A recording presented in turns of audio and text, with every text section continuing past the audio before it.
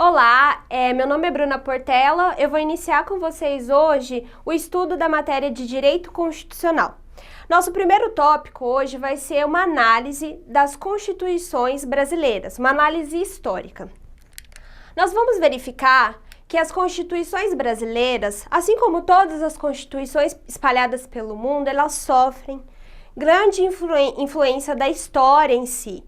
Grande influência da cultura de um povo e de todos os aspectos que regem o país. Não é diferente com as constituições, elas sofrem grande influência de todos esses sentidos. A Constituição de 1824, ela é uma das constituições brasileiras, foi a primeira Constituição brasileira, e para estudar ela e as demais que vão acontecer até a chegada da Constituição vigente de hoje, nós vamos fazer uma linha do tempo. É a forma mais eficaz que eu visualizo para a gente entender como foi o processo de criação de todas as 8 constituições que nós temos no Brasil, que tivemos no Brasil até então. Bom, para estudar a Constituição de 1824, é necessário, eu convido vocês a voltar lá para o ano de 1808, quando nós tivemos a invasão napoleônica. Aí você me pergunta, mas professora, por que eu tenho que saber da invasão napoleônica para estudar a Constituição brasileira de 1824? É por um simples motivo. Em 1808, com a invasão napoleônica, os colonizadores brasileiros, os portugueses, tiveram que voltar para Portugal, para o Reino de Portugal. Toda a família real portuguesa já não mais ficou no Brasil, ela se deslocou de volta para Portugal. E aí, com esse deslocamento, com a volta da família real para Portugal, aconteceu os movimentos de independência. Já não fazia mais sentido o Brasil ser uma colônia portuguesa de um reinado que nem no Brasil se encontrava mais. Então começou o estopim aqui no Brasil dos movimentos revolucionários pela independência. Assim, em 1822, nós tivemos decretada a independência brasileira. E aí, Dom Pedro I, que era o imperador da época, português, que permaneceu no Brasil, um dos poucos portugueses que permaneceram no Brasil, ele convocou em 1823 a Assembleia Constituinte. Essa Assembleia Constituinte foi convocada por Dom Pedro I com o intuito de formar a nossa primeira Constituição.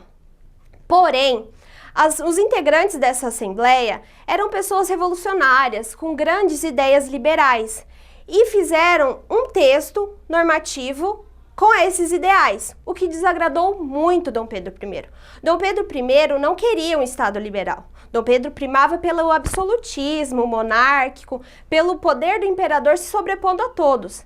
Dessa forma, em 1824, ele outorgou a Constituição da forma como ele queria. Ele dissolveu a Assembleia Constituinte que ele mesmo tinha criado para outorgar a Constituição de 1824. Essa Constituição, como era de se esperar, possuía um poder absolutista.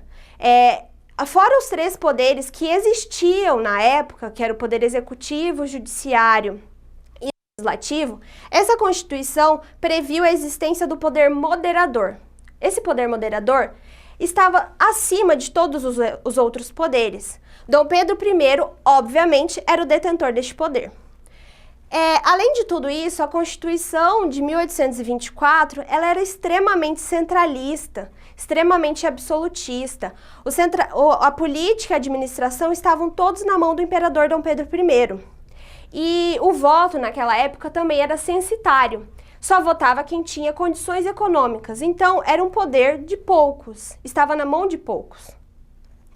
Dessa forma, essa Constituição desagradou muito a população brasileira. Afinal, a população brasileira, em grande massa, não tinha condições financeiras nem sequer para votar. Então, começou, no período de 1835 e 1848, insurreições populares acontecerem por todo o Brasil. Foram as revoluções com ideais republicanos, separatistas, alguns até, como a Revolução Farroupilha. Tivemos a balaiada, a cabanagem, a sabinada, todas revoluções contra o poder absolutista de Dom Pedro I. Em 1860 também tivemos a Guerra do Paraguai, que foi outro estopim para a queda da monarquia dentro do Brasil. Assim, em 1874, tiveram vários entraves entre a monarquia na mão de Dom Pedro I com a igreja. E é importante a gente frisar aqui que a igreja tinha grande poder na época. Afinal, o catolicismo, pela própria Constituição, era prevista como a religião oficial. Então, você ter um conflito com uma igreja poderosa era um sinônimo de enfraquecimento do seu poder, que foi o que aconteceu com Dom Pedro I. Dessa forma, vários movimentos surgiram, várias ideias liberais surgiram pelo mundo e a gente teve a proclamação da República em 1889. Com a proclamação da República, já não condizia mais aquela Constituição antiga de 1824, totalmente absolutista, centralizadora de poder.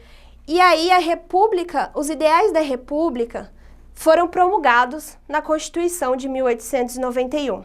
Ela já não era mais uma Constituição imposta, outorgada. Ela teve uma Assembleia Constituinte para sua formação e os ideais liberais foram de grande destaque nessa Constituição. Porém, apesar dessa Constituição ter sedimentado um marco na história brasileira, ela acabou sendo enfraquecida ao longo dos anos por questões de crises econômicas. Como nós sabemos, em 1829, o mundo teve uma grande crise econômica, que atingiu inclusive uma grande potência chamada Estados Unidos, quiçá o Brasil. Então, essa crise acabou fazendo uma queda do governo republicano da época. Em 1930, nós tivemos a revolução do governo provisório de Getúlio Vargas. Diante da crise que se instalava no Brasil, em 1830, aproveitando desse momento de fraqueza, Getúlio Vargas fez a revolução e instituiu o governo provisório de Getúlio Vargas. Em 1932, já no governo provisório de Getúlio Vargas, nós tivemos a criação do Código Eleitoral, que era um código que previa, já não era mais um voto censitário, nós tínhamos aqui a previsão de um voto direto, de um voto universal, vários direitos com relações a direitos eleitorais foram instituídos, ou seja, o governo provisório de Getúlio Vargas não foi de todo ruim.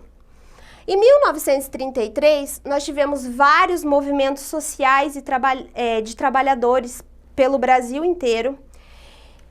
Dessa forma, todo esse movimento, iniciando em 1930, com a instituição do governo provisório de Getúlio Vargas, em 1934 foi promulgada a Constituição, uma nova Constituição para o Brasil, no governo de Getúlio Vargas.